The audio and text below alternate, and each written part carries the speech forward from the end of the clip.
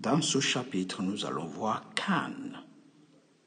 Can sur toutes ses formes. Can qui veut dire pouvoir. Can qui veut dire savoir. Et can qui veut dire être capable de. C'est toute une philosophie derrière can.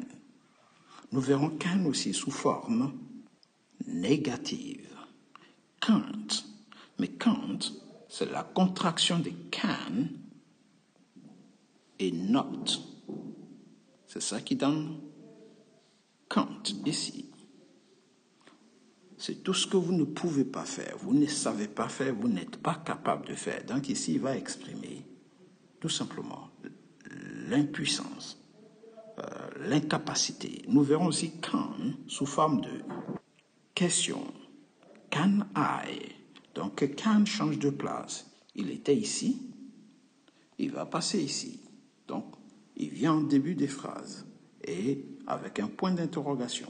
Ça veut dire est-ce que je peux, est-ce que je sais ou est-ce que je suis capable de, ou suis-je, puis-je, ok, et ainsi de suite. Donc ici, on va tout simplement se poser des questions sur ce qu'on sait faire, ce qu'on peut faire ou ce qu'on est capable de faire. On verra aussi can sous forme de tableau pour voir les différentes formes de can, c'est-à-dire la forme affirmative, la forme négative avec cannot dont je viens de vous parler, avec sa contraction can't, ici sous forme de question, c'est-à-dire la forme interrogative et la forme interronégative.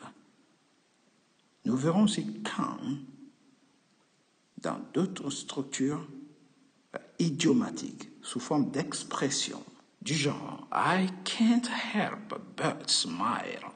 Je ne peux m'empêcher de sourire. Donc I can't plus verbe suivi de d'autres structures. On verra aussi I can't help plus verbe ing. Par exemple, I can't help laughing. Je ne peux pas m'empêcher de rire. Vous voyez? Donc, can peut être utilisé de façon différente. Et dans ce chapitre, nous verrons la totalité des explications découlant de can. Donc, vous verrez des gens qui vont le prononcer différemment. Certaines personnes diront can, I can, you can, he, she can, we can, you can, they can, ou d'autres diront I can. Donc, can ou can, c'est pas vraiment important. Il faut juste savoir qu'en fonction des pays, la prononciation va un peu changer, mais dans l'ensemble, il faut plus dire can. Alright? Il ne faut pas vraiment dire can, mais can. Alright.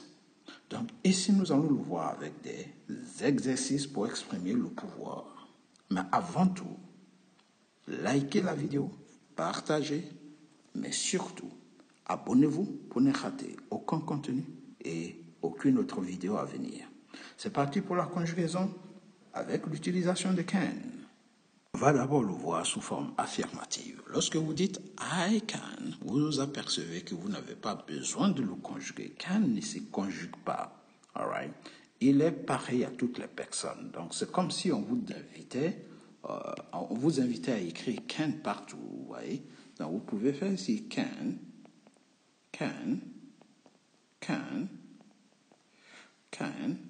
Vous voyez? Il n'y a pas de conjugaison avec can. Il est identique à toutes les personnes. Donc, la conjugaison de can n'existe pas. Si vous dites I can work, ça veut dire je sais travailler, ou je peux travailler, ou je suis capable de travailler en fonction de ce que je viens de vous dire dans le tableau. You can work, tu peux travailler. He can work, il peut travailler. She can work. Donc, work, qui veut dire travailler, une fois que vous connaissez. Work, c'est comme si vous saviez traduire cette phrase. Parce que vous connaissez dorénavant les différentes traductions de can. So, comme il peut signifier pouvoir, donc vous allez dire je peux travailler, tu peux travailler, il peut travailler. We can work. Nous pouvons travailler. You can work. Vous pouvez travailler. They can work. Il ou elle au pluriel peuvent travailler.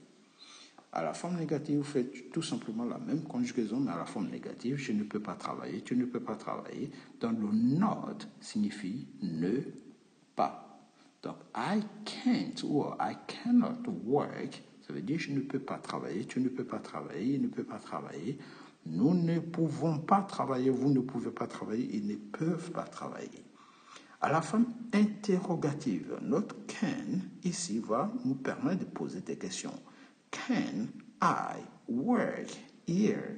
Est-ce que je peux travailler ici? Can you work here? Est-ce que tu peux travailler ici? Can he or she work here? Can she work here? Est-ce qu'elle peut travailler ici? Ou peut-elle travailler ici?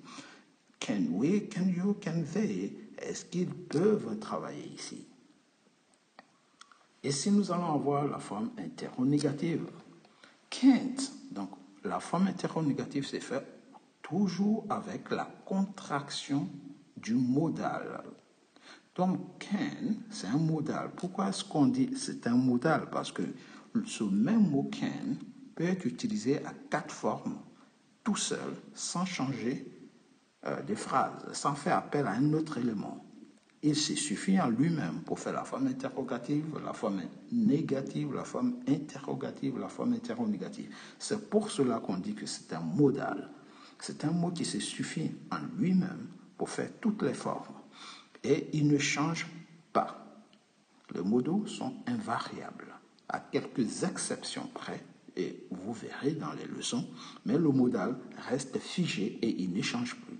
Donc ici, lorsque je dis can't I work here? Ça veut dire, est-ce que je ne peux pas travailler ici?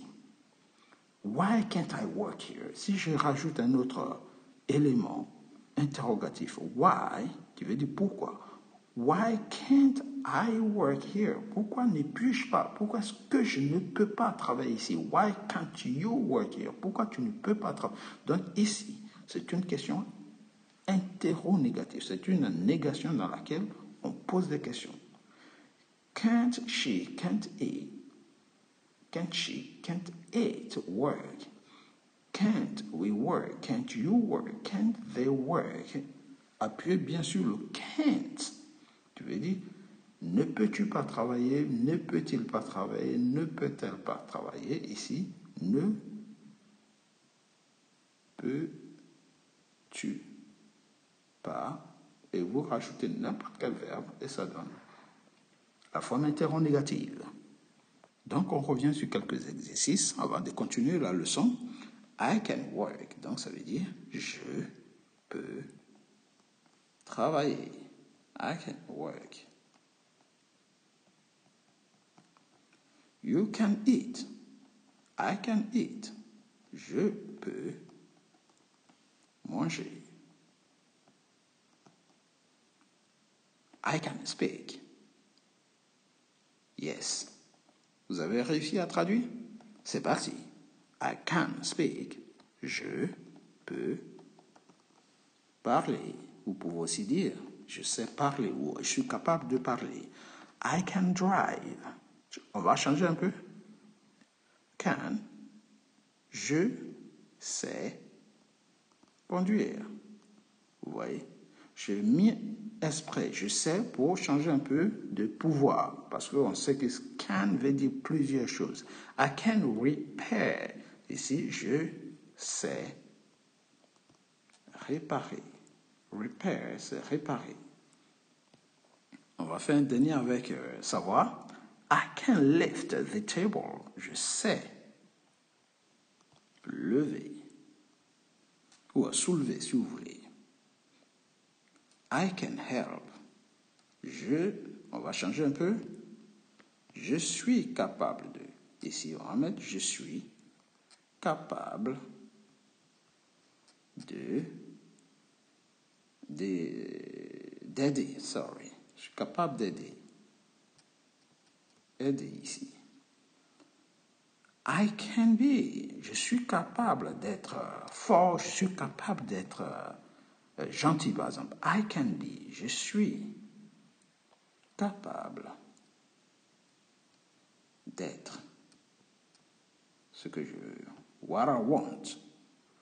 I can refuel. Je suis capable de faire le plein. Je suis capable de faire le plein du réservoir d'essence, par exemple. Vous voyez, refuel. I can service. Je peux, je reviens sur pouvoir. Je peux entretenir cette moto. I can service this bike. I can drain. Je peux vidanger le moteur, l'huile moteur par exemple. The engine oil. Ici, vous voyez, j'ai mis les 3 verbes pour vous montrer qu'on peut utiliser can pour faire le pouvoir, on peut utiliser can pour faire le savoir, on peut utiliser can ici pour faire la capacité. Je suis capable de... Oui, ici, pour finir, le pouvoir. Alright, guys? Donc, lorsque vous avez can dans la tête, sachez que vous pouvez prendre telle ou telle formule. On va voir d'autres utilisations de can. C'est parti. Mais avant ça, nous allons voir les différents can conjugués au présent. Donc ici, on va prendre can avec sa conjugaison pour dire pouvoir. Je peux travailler. I can work. Tu peux travailler. You can work. Il peut travailler. He can work. Elle peut travailler. She can work. Il ou elle, pour les objets, it can work. Par exemple, la machine peut marcher, it can work.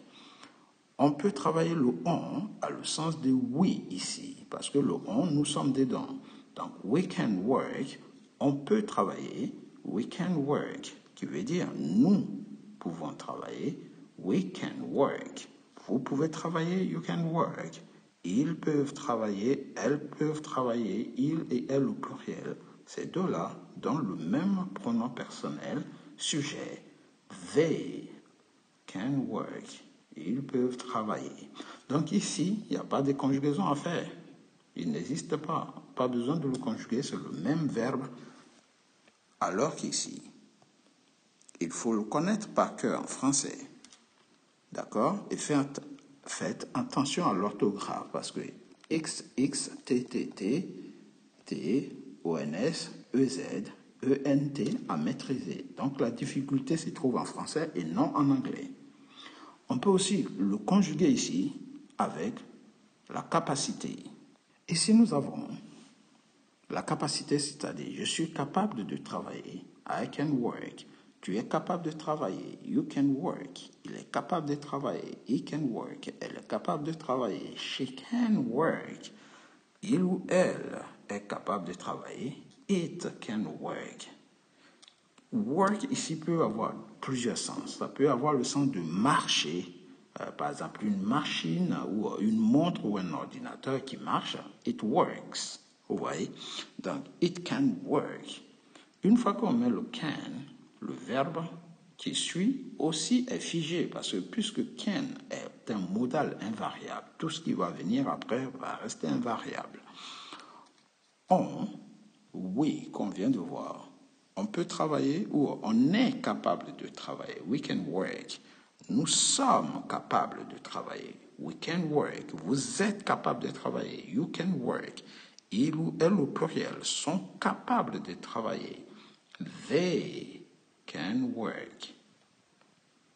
Et pour finir, le can qu'on va conjuguer, mais cette fois-ci avec le verbe savoir, de façon à ce que vous sachiez faire les deux, et en français et en anglais. D'où cette précision. Donc, je sais travailler, I can work. Tu sais travailler, you can work. Il sait travailler, he can work. Elle sait travailler, she can work. Il ou elle, it can work. Ici, ce sera plus pour les animaux. Par exemple, le chien sait travailler ou tel animal. All right.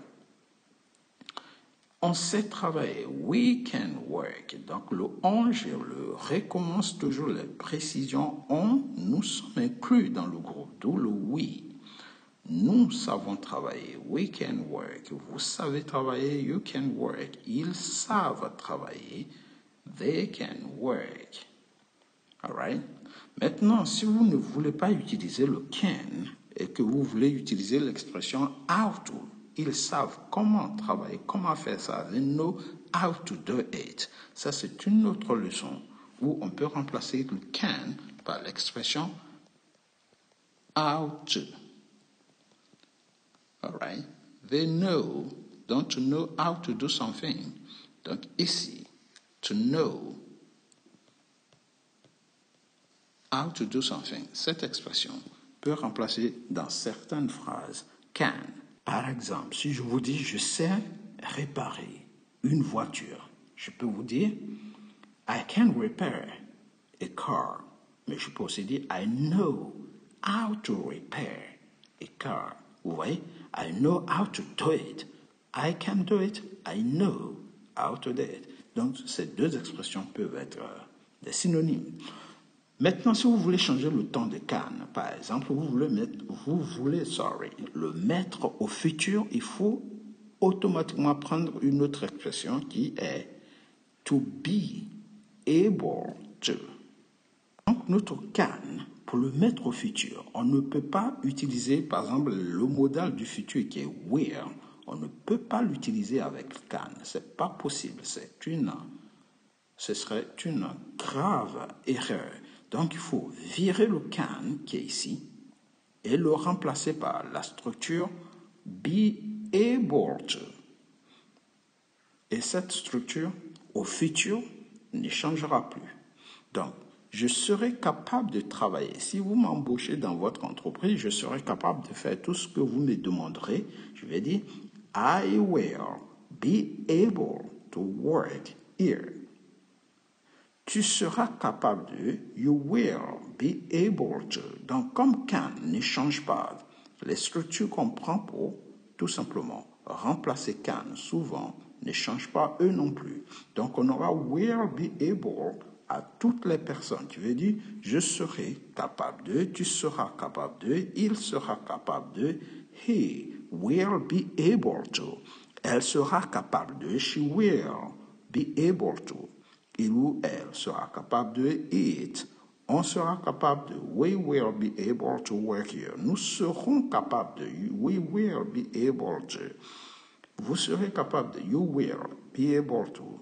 Il ou elle ou pluriel seront capables de they will be able to. Donc to be able to, c'est la même structure que can, c'est la même chose que can, seulement on fait appel à be able to souvent lorsqu'on change de ton. Parce qu'on ne peut pas dire I will can. Non, c'est pas possible. Donc, je trouve l'équivalence, ou pas l'équivalence, ou l'équivalent, pardon, de can pour mettre ma phrase au futur. Et ce sera la même chose. Au passé, si je ne veux pas utiliser le passé de can, qui est could, par exemple, le passé de can, c'est dit, je pouvais le faire. Je vais dire I could do it. Donc, je vais utiliser could pour mettre can au passé. Vous voyez? I could do it. Je pouvais le faire. Maintenant, si je ne veux pas utiliser could, je peux aussi dire, je retire ça, le will, je retire le be que je vais mettre au passé. Le passé de be, c'est was. Ou bien were, si je suis au pluriel. Donc, si je dis I was able to work, j'étais capable de travailler. Donc, j'ai trois façons de remplacer can, si je change de temps, je peux mettre could, je peux mettre was able to, ou were able to, ou bien will be able to pour le futur. All right? Good. On va voir maintenant les différentes expressions qu'on peut utiliser en passant par can. Here we go. I can't help but smile. Je ne peux pas m'empêcher de sourire.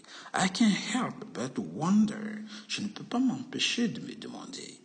I can't help but wonder if he is serious. Je ne peux pas m'empêcher de me demander s'il est sérieux. I can't help but feel nervous. Je ne peux pas m'empêcher de me sentir nerveux. I can't help but laugh. It's so funny. Je ne peux pas m'empêcher de rire. Il est si drôle. I can't help but admire him, par exemple. Je ne peux pas m'empêcher de l'admirer ou d'admirer. I can't help but notice. Je ne peux pas m'empêcher de remarquer. I can't help but worry. Je ne peux pas m'empêcher de m'inquiéter. I can't help but love. Je ne peux pas m'empêcher d'aimer. I can't help but cry. Je ne peux pas m'empêcher de pleurer. I can't help but think. Je ne peux pas m'empêcher de penser. I can't help est figé et vous changez tout ce que vous voulez dire. OK? Par exemple, I can't help but feel overwhelmed. Je ne peux pas m'empêcher de me sentir dépassé. I can't help but be impressed. Je ne peux pas m'empêcher d'être impressionné. I can't help but dream. Je ne peux pas m'empêcher de rêver. Reminisce. De me remémoriser. Okay? But reminisce. I can't help but be curious. Je ne peux pas m'empêcher d'être curieux. I can't help but be excited. Je ne peux pas m'empêcher d'être excité. I can't help but feel grateful. Je ne peux pas m'empêcher d'être reconnaissant ou de me sentir reconnaissant. I can't help but be amazed. D'être émerveillé. Be touched, d'être touché. Be disappointed, d'être déçu. All right, I can't help but feel disappointed. Je ne peux pas m'empêcher de me sentir déçu. On a d'autres expressions. Au lieu de but, on va mettre directement le verbe avec la forme ing. I can't help laughing. I can't help wondering. Je ne peux pas m'empêcher de me demander. I can't help smiling. Sourire. I can't help loving. Je ne peux pas m'empêcher d'aimer. Crying, de pleurer. Thinking, de penser. Feeling grateful, de me sentir reconnaissant. Feeling amazed, d'être émerveillé. Feeling disappointed, de me sentir déçu. Feeling excited, d'être excité. Feeling overwhelmed. Donc, comme vous pouvez le voir, c'est les mêmes phrases avec but qui sont réutilisées, mais cette fois-ci, en retirant le but et en mettant tout simplement les verbes à la forme ing. Alright, feeling relieved, de me sentir soulagé ou d'être soulagé. Satisfied, de me sentir satisfait. Alright, donc nous avons vu l'ensemble de l'utilisation des can qui peut nous permettre dorénavant de parler sans problème. Ici, avec la forme affirmative. Ici, le tableau pour apprendre à conjuguer avec toutes les formes. Et vous savez qu'il existe 4 formes. Il faut maîtriser les 4 formes de la conjugaison. Très, très, très important en fonction de ce que vous voulez dire. Donc, si vous êtes à la forme affirmative, vous faites des phrases qui commencent par une majuscule, qui finissent par un point. Je ne sais même pas pourquoi j'ai mis un point d'interrogation ici. Il faudra que je revienne un peu dessus. Si vous voulez faire une forme négative, n'oubliez surtout pas la forme négative, le point, la forme interrogative, le point d'interrogation avec l'inversion sujet-verbe, le can passe au début et le pronom passe devant.